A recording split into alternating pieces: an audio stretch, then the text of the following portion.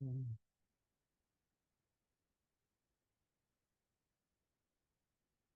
let's just wait a second. Oops.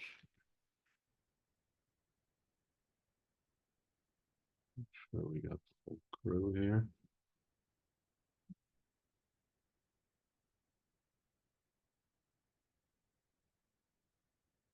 All right, I guess we have enough folks here to do this. Let's move forward here. All right. This is a 15-year-old who has palpitations. And the question is, what is the diagnosis?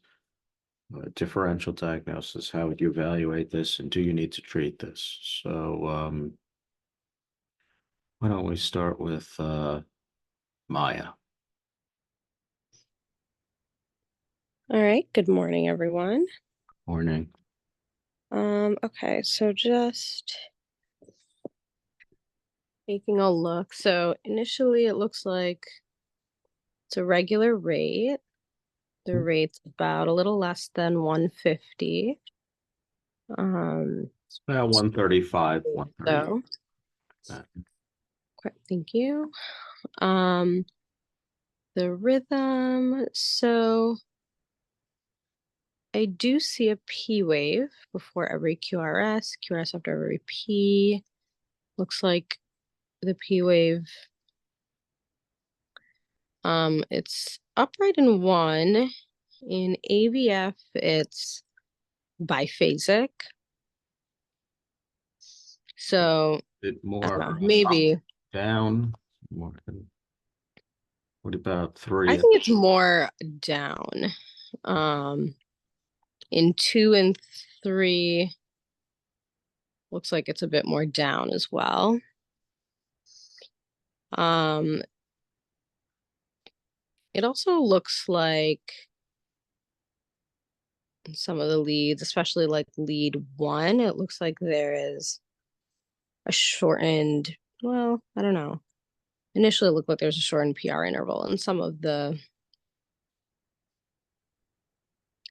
beats. Mhm. And then so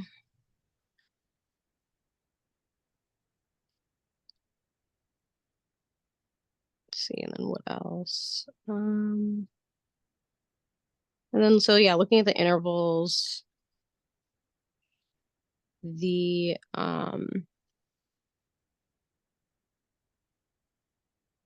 QT interval looks okay. I would have to calculate it to see if it was truly prolonged or not.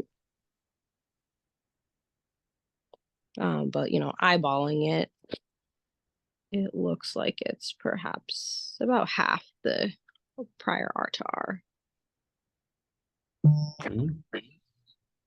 So what do you think is going on here with this rhythm? Are we in sinus rhythm? What do you think?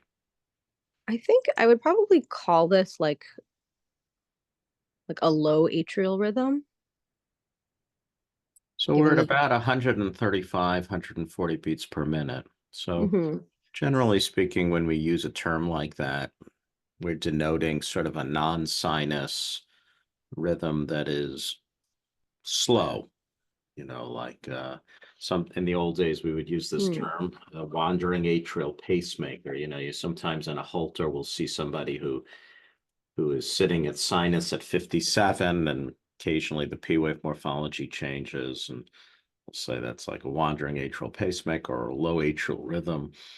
But when you're at this type of a rate, which isn't super fast, but is certainly not normal, right, for a 15-year-old lying on the table.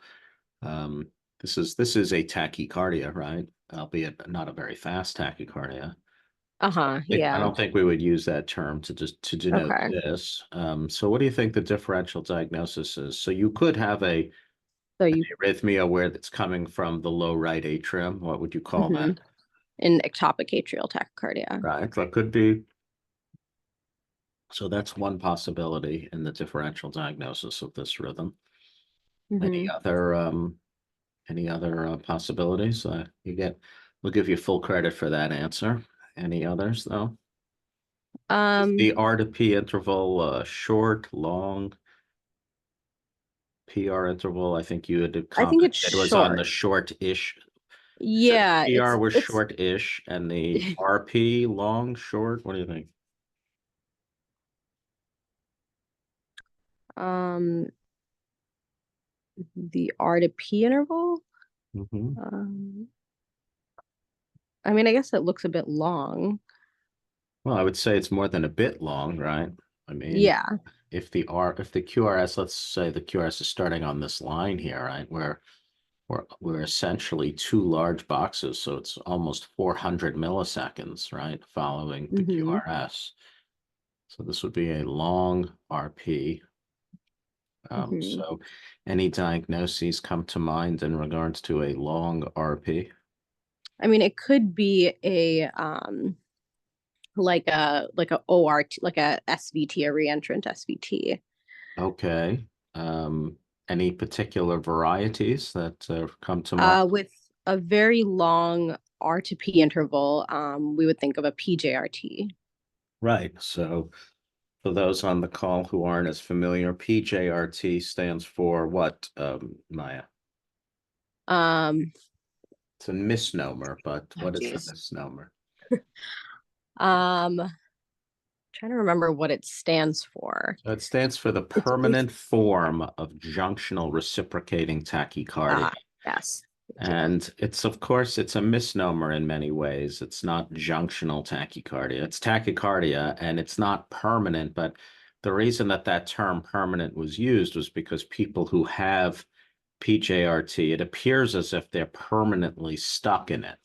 Um, so just so everybody's on the same page, and PJRT is a form of orthodromic reentry where you go down the AV node and then back up the accessory pathway. But what makes this pathway different than usual pathways is what, Maya? So this one is different Well, because what all PJRTs? Why are PJRT pathways different? They conduct retrograde just like regular pathways mhm. do in ORT, but what's the one special feature of them that's quite different than a usual ORT pathway? So the slow pathway or the accessory pathway is a slow pathway. That's right. It conducts very slowly. Normally, how do we distinguish between AV nodal reentrant tachycardia and orthodromic reentrant tachycardia? What's the line in the sand in regards to the R to P interval? We say that a R to P interval of 70, like anything, if it's less than 70, it's more likely to be an AV nodal reentrant tachycardia, and higher than 70 is more likely an That's ORT. that's precisely right. And so we like the so the reason though that's we talk about that I'm asking you that is because oftentimes in ORT the R to P interval may be 100 milliseconds or 120 milliseconds, suggesting that the R to P interval is usually very rapid, slower than an AVNRT, but still a fairly tight. So 400 milliseconds would be very, very long.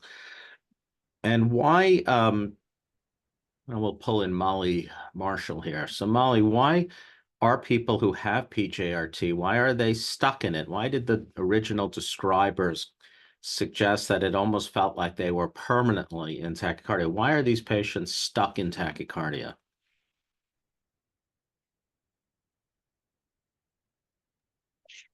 Um,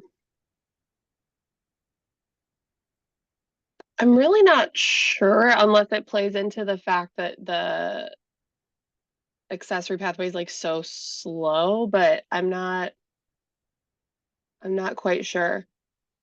Okay, well, let me ask you this. Why do people, and anyone can chime in, why do people who have accessory pathways, right? So in tachycardia, normally in orthodromic reentrant tachycardia, which is the most common form of SVT in children, you go down the AV node and then you from atrium to ventricle, and then you go up from ventricle to atrium through the accessory pathway, back up to the atrium, and then again down the AV node. So the pathway is down AV node, up accessory pathway.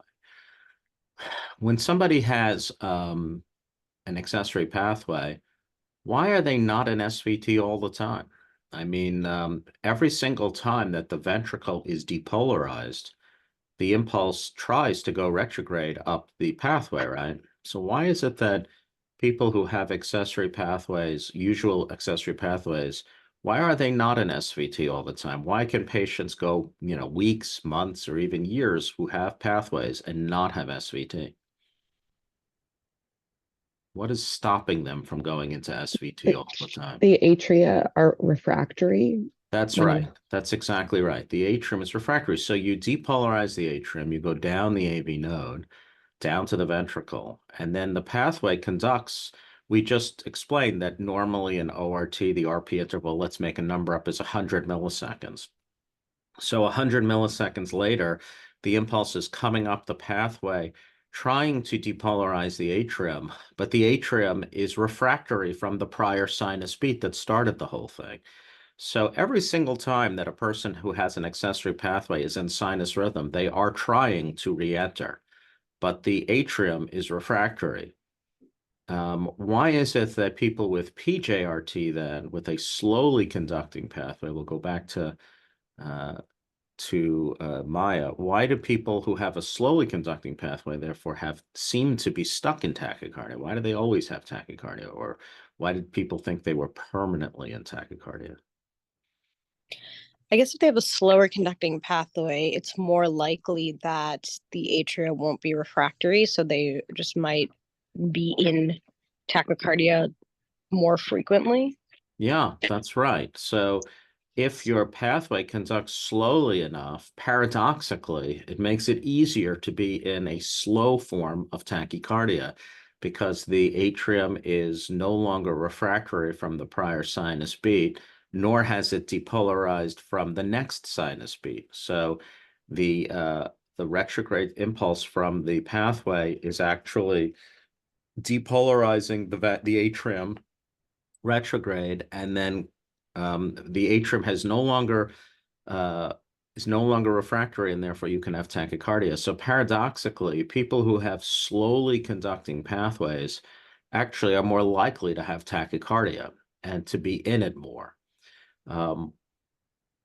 Let me ask Ivana. So Ivana, if having a normal, usual accessory pathway, if they do not have tachycardia most of the time, why is it that they ever have tachycardia? How does tachycardia start then? If the accessory pathway in those patients always conducts fairly rapidly, let's say 100 or 120 milliseconds, why is it that somebody with a pathway, how can they ever have tachycardia then?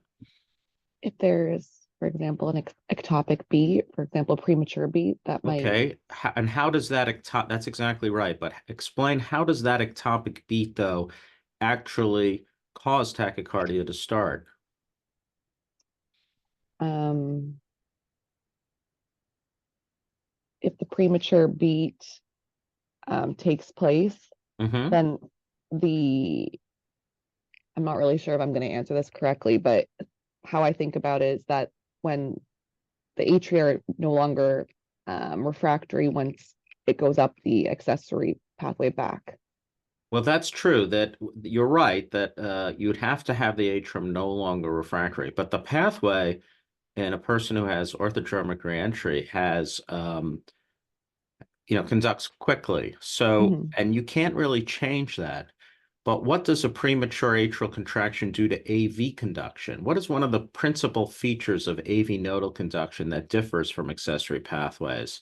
It's decremented. It's decremental, exactly. So if I put in a premature atrial contraction, does AV time lengthen or shorten when you're going through the AV node, which has It'll lengthen. it lengthens. That's Yeah. right. So in other words, instead of getting a longer so you remember that in order to have reentry, there needs to be a zone of slow conduction. And the reason you need this zone of slow conduction is so that the other part of the limb is no longer refractory to allow reentry to occur. And so in this case, you would cause slowing in the AV node from a premature atrial contraction. It goes down the node slowly, comes back up the pathway just as fast as always, but because the antegrade portion was so slow, by the time it makes its way down the AV node to the ventricle and then back up the pathway, the atrium is no longer refractory. And that's how premature atrial contractions can induce orthodromic reentry, is they take advantage of the decremental properties of the AV node and allow SVT to begin. Does that make sense? Yeah, thank you. And so you can see, though, that it has to be, it can't just be any PAC. It has to be one that falls at precisely the correct number of milliseconds to allow enough slowing in the AV node so that when the impulse finally reaches the ventricle and then goes back up the accessory pathway, and each accessory pathway conducts in its own conduction time, the atrium is now no longer refractory and it allows for reentry. So people who have PJRT, their zone of slow conduction is the pathway itself. And people who have ORT with regular accessory pathways, they also conduct retrograde, but they conduct relatively rapidly. And so you need a PAC that falls in just the right number of milliseconds to cause just enough lengthening in AV time that combined with the length of time that it takes to go down the His-Purkinje system and then up to the pathway and then through the pathway is long enough, just long enough, that the atrium is no longer refractory. And that window, that period of time when you put the PAC in that will cause SVT to occur, some people refer to that as the tachycardia window, the period of time after a sinus beat, the number of milliseconds that you can put a PAC in and reliably induce tachycardia. Some patients have a very, very narrow tachycardia window. In other words, only a PAC that follows a sinus beat by 210 milliseconds will cause SVT. If it's 205 milliseconds, it won't conduct at all. If it's 211 milliseconds, the next sinus beat will have occurred and the atrium will be refractory from the next sinus beat. So, and then there are other patients who have a lot of SVT who likely have a very wide tachycardia window where we can put in a PAC over let's say a 50 millisecond range and induce SVT. And so people who have PJRT, they have just such a long, slowly conducting pathway that basically they can have SVT or continuously be in SVT. Now, why don't we ask Christina? Christina, why is it, so the patient comes in, he says, I feel palpitations occasionally, but I basically feel fine. What are your concerns when you see an EKG like this? So now you're thinking to yourself, this could be either PJRT or it might be EAT. And I might add, although it could be EAT, usually, but not always, people with EAT have a longish PR interval. So the fact that the PR is so short would, it's still possible, especially if the focus is coming very low in the atrium, close to the AV node. But normally, we would see a longish PR, but you don't know which of those is. But why do we care about this? In other words, if the patient were not having any palpitations and just, was noted to have an elevated heart rate and the pediatrician did this electrocardiogram and was concerned, why would you be concerned and what would you do to allay your own concerns? So, if this 15-year-old has his heart rate of 150s, no palpitations, you don't know how long he's been in it really for. And I'd be concerned that he could have a tachycardia-induced cardiomyopathy. And so I'd want to do an echo just to evaluate. Absolutely. Excellent. That's correct. So we would be very worried that this patient could have a tachycardia-induced cardiomyopathy. So the next test we would do would be an echo to see what the function and dimensions of the ventricle were. In this particular case, the patient's ejection fraction was in the high 40s. So mildly depressed. The dimensions were within normal range, but had mildly depressed function. What does that tell you about the length of time the patient has likely been in this arrhythmia? I think that if the function's mildly depressed, that he's been in it for some time. Yeah, it's hard to know exactly how long. But yes, it probably means that the patient's been in it for some period of time. So, what would your next step be, Maya, since you're managing this case? We've elected you to be the manager. So you've now done your echo that Christina was walking down the hallway and she saw the EKG over your shoulder and said, "You better get an echo, Maya," and you did. And the ejection fraction is 48, and the patient says they feel fine. They had palpitations, they don't have it anymore, but definitely this EKG is in front of you. And when you examine the patient, you hear this same heart rate. So I mean, I would want to get this patient out of the tachycardia, and so we could give adenosine, and this would also help us determine if this was a PJRT versus an EAT. That's right. You could give adenosine, and what would you expect would happen if you gave adenosine to this patient if it was PJRT, since you So have a bottle of adenosine in your pocket and an IV ready to set it up right in the clinic area? Cora says she'll help you out. So what's that going to help you? so you should run the rhythm strip while you're giving it. Okay. And then you look at the way that the rhythm breaks. And so if the last thing you see is the P wave, then it's more likely to be a PJRT, or it is a PJRT. And then if the last thing you see is the QRS, then it's an EAT. Well, I think the important thing is just that it will terminate it all, right? Because we would Okay. generally think that EATs would persist, but PJRT would probably terminate. Now, what would happen after the adenosine is gone in another 3 or 4 seconds if it's PJRT? He'll probably go back into it. Yeah, probably go right back into it. And if it's EAT, it will probably just persist continuously. Although there are EATs that will respond to IV adenosine, so sometimes that is not helpful. Okay, so you think you probably are dealing with PJRT. You're not 100% sure, but reasonably confident about it. So what are your options here now? So patients in your office says they feel fine. Your ejection fraction is in the high 40s. I could probably start a beta blocker. Okay, yeah, you could start a beta blocker. What's your thoughts on that? Why are you doing that?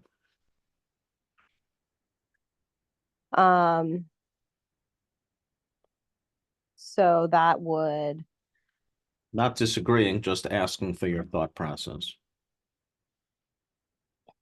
so that would kind of I guess it would just slow down the heart rate and kind of like reduce the likelihood that he's going into the PJRT. Yeah, it's possible that by giving a beta blocker, you may slow AV conduction enough that the total tachycardia cycle length gets so long that it breaks and the patient remains in sinus rhythm. That's a possibility. At the very least, it may slow it to the point where the likelihood of it inducing a myopathy is low, or lower.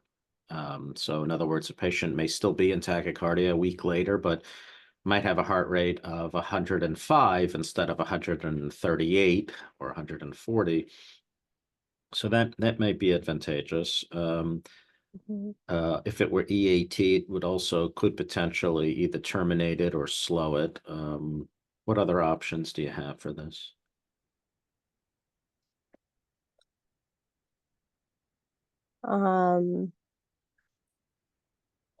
You could also use, I guess a beta blocker would probably be first line, but then if that is still not working, you're still having a lot of episodes, you could try something like Sotalol. Yeah, you could give Sotalol. I mean, you could really try almost anything for this, right? You could give Sotalol, you could give flecainide, you could give amiodarone,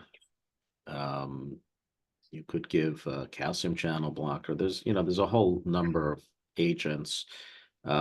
Probably something like flecainide or Sotalol would be expected to be the most effective, but of course, both of those agents would require observation initially in the hospital to rule out the possibility of proarrhythmia associated with them, although very uncommon. most today, at least in the United States, most centers, you would not start either any of those agents as an outpatient.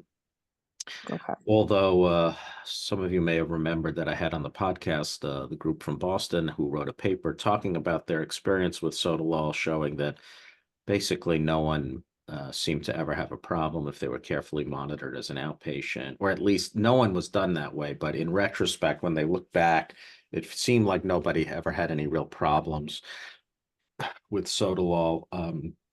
And in fact, in Europe, I believe they fairly routinely will start sotalol as an outpatient, even flecainide as an outpatient.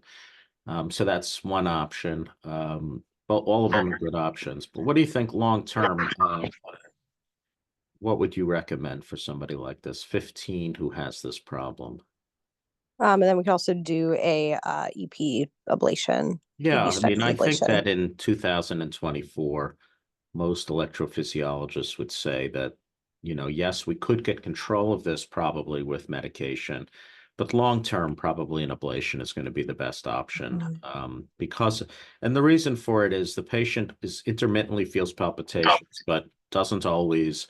And, you always have a concern that with this type of arrhythmia, the patient could end up with a myopathy. You're presenting with a mild tachycardia-induced cardiomyopathy. So a patient like this, we would probably, particularly someone who is largely asymptomatic, we would lean towards doing an ablation on the theory that this is likely not to go away anytime soon, and the consequences of not treating it or not being aware to treat it are substantial. Patient could come in with very bad depressed function, in which case an ablation would be much more dangerous because they would have to be anesthetized, and anesthesia in somebody with bad function is never as safe as somebody who has good function. So I will tell you what I did in this case. I followed the Maya approach, and I did actually put the patient on a beta blocker. And the reason I did that is that my general approach is I don't like to sell ablation on my first visit with somebody. And I thought it would be worth at least trying a medication to get control of it, on the theory that if I could get control easily, that it might improve the ventricular function and marginally improve the safety of an ablation by sending him to the lab with better function. But it's not so bad that doing anesthesia would be so risky. So my thought is that when I see this patient in the future, if they are still in tachycardia, and I'm seeing them relatively soon, I'm probably going to just recommend that we put the child on the schedule to ablate this, to get rid of it permanently, then not have to worry about it. Now, on the other hand, if a family said to me, we really, really don't want to do an invasive procedure, we would rather take medication, it's perfectly reasonable. And we could just admit the child to the hospital and put them on something like sotalol or flecainide, and see if it worked. Either of them are reasonable approaches. There's no right answer in this, but I think most people would say the long-term safety and efficacy would favor an ablation in a setting like this. Any questions about this case? No. I guess I had one quick question just about, you mentioned you did this outpatient.